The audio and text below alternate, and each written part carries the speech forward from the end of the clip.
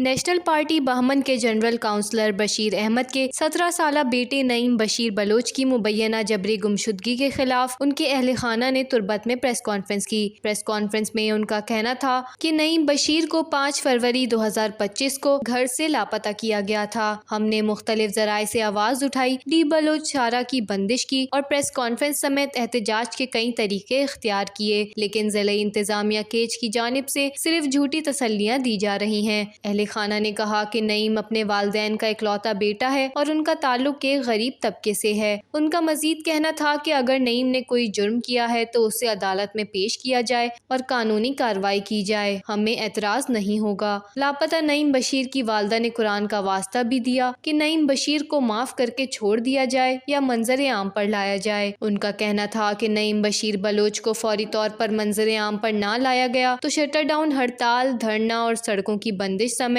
احتجاج کے تمام ممکنہ جمہوری ذرائع استعمال کیے جائیں گے۔ وش نیوز، کیچ، بلوچستان۔